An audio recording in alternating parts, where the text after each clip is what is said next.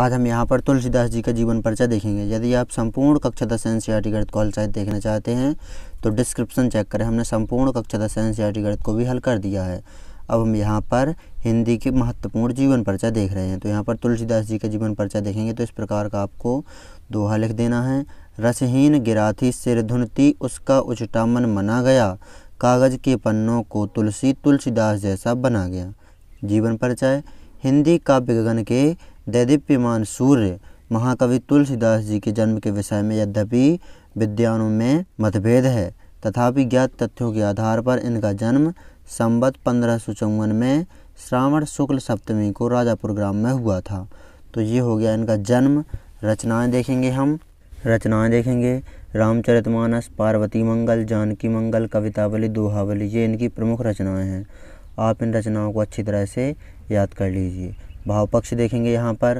तो यहाँ पर भाव पक्ष को 6 बिंदुओं में बताया गया है। पहला बिंदु है तुलसीदास यद्यपि सभी देवी देवताओं के आराधक थे किंतु प्रमुख आराध्य देव भगवान राम ही थे।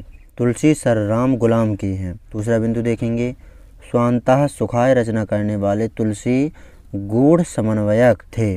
उन्होंने ज्ञान, कर्म और भक्ति को शाक्त, शैव और वैष्णव मतों के धर्म, समाज और दर्शन को, नीति और कवित्व को बहुत ही स्वाभाविकता के साथ अपने काव्य में समाहित किया है। समन्वय का ऐसा विराट प्रदर्शन अन्यत्र दुर्लभ है। तीसरा बिंदु देखेंगे भाव पक्ष का। तुलसी साहित्य लोकहित की भावना से सर्वत्र ओतप्रोत है। तुलसी का काव्य लोक मंगल का काव्य है। चौथा बिंदु देखेंगे तुलसी की भक्ति दास्य भाव की भक्ति थी। राम सो बड़ो है कौन, मोसो कौन छोटो। पांचवा बिंदु देखेंगे रामचरित को आधार मानकर तुलसी ने सत्यम शिवम सुंदरम का गान किया है।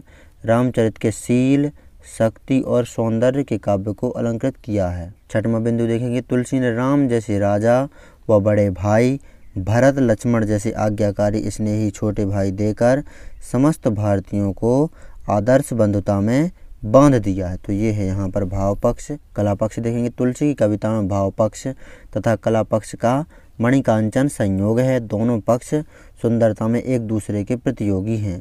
उनकी काव्य की भाषा अवधी है। यह अवधी भाषा अपने समस्त सौंदर्य के साथ यहाँ विराजती है। उनकी भाषा संगठित, अर्थमयी और प्रवाहपूर्ण है। संप्रेषणीयता की समस्त सुंदरता और क्षमता से उनकी काव्य भाषा युक्त है। अलंकार योजना भी अभिनव है। उपमा, रूपक, उत्प्रेक्षा का सहज विन्यास देखते ही बनता है। उपमा का उदाहरण भी आप यहाँ पर देख सकते हैं। बिनु घन निर्मल सोह आकाशा, हर जन एवं परिहर सब आशा।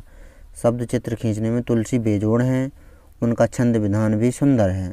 चौपाई, दोहा, सोरठा, हरगीत का, कवित्व, सवैया आदि अनेक छंदों का प्रयोग तुलसीदास ने किया है। तो ये यहाँ पर कला पक्ष हो गया।